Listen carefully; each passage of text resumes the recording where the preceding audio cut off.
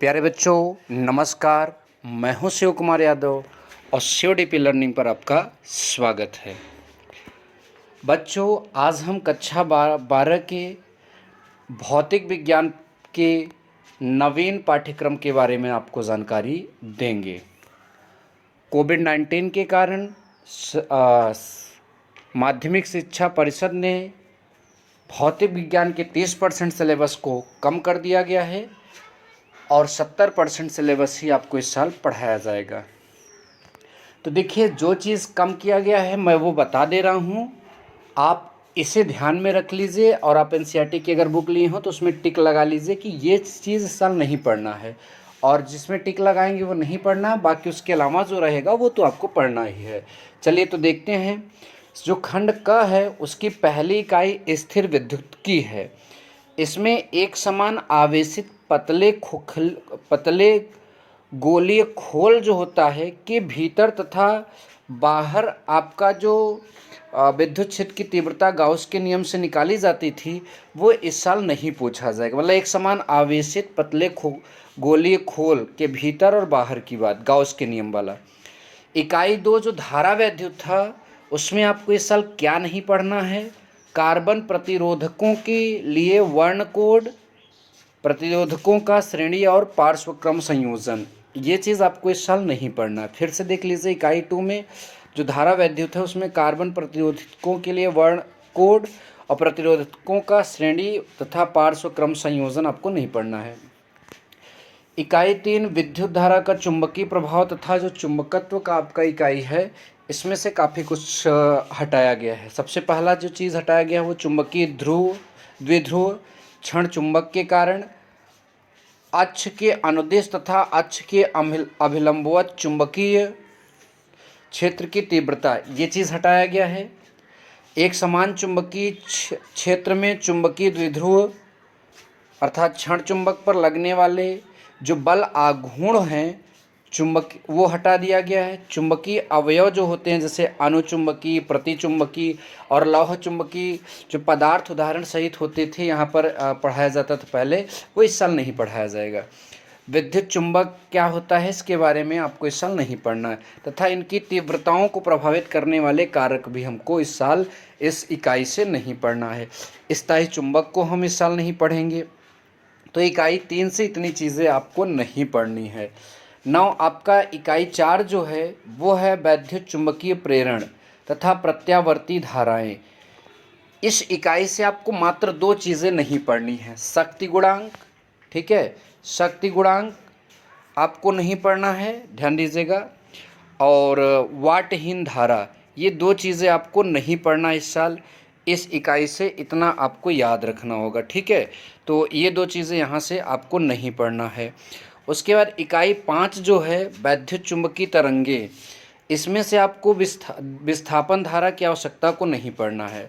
अब आ जाते हैं खंड ख में। उसकी इकाई फर्स्ट प्रकाशिकी है, जिसमें से क्या क्या नहीं पढ़ना, जल्दी जल्दी आप लोग ध्यान दें। प्रकाशिकी में गोलीय दर्पण, दर्पण सूत्र, प्रकाश का परावर्तन, प्रकाश का प्रकीर्णन, आकाश का नीला वर्ण, सूर्योदय एवं सूर्यास्त के समय आकाश में सूर्य का रक्ताभ दृष्टिगोचर होना, मतलब लाल दिखाई देना, सूक्ष्मदर्शी तथा दूरदर्शकों की विभेदन क्षमता, ये इस साल नहीं पढ़ना है इकाई फर्स्ट खंड ख में, ठीक है। और इसी में और आपको नहीं पढ़ना है ध्रुवण, समतल ध्रुवित प्रकाश, बस्टर लिखा है, बूस्टर का नियम होता है, ये नहीं पढ़ना है। समतल ध्रुवित प्रकाश तथा पोलराइडों का उपयोग, ये आपको इस साल नहीं पढ़ना है। आ जाते हैं खंड क की दूसरी इकाई में, जहाँ पर आपको द्रव्य तथा विकरणों की दहती प्रकृति में जो है ये दूसरी इकाई का नाम है। इसमें आपको डेविसन तथा जर्मन प्रयोग जो है प्रायोगिक विवरण ना दिया जाए, केवल निष्कर्ष की व्याख्या किया जाए, इस बात को इस साल नहीं पढ़ना है, ठीक है। इकाई 3 जो परमाणु और नाभिक का है उसमें रेडियो एक्टिविटी आपको नहीं पढ़ना है। अल्फा बीटा तथा गामा कण और किरणें और इनके गुण जो है हमें इस साल नहीं पढ़ना है। रेडियो एक्टिव 6 नियम, यह नहीं पढ़ना है। बंधन ऊर्जा प्रति न्यूक्लियन, यह नहीं पढ़ना है। द्रव्यमान संख्या के साथ इसमें जो परिवर्तन होता है आपको, यह इस साल नहीं पढ़ना है।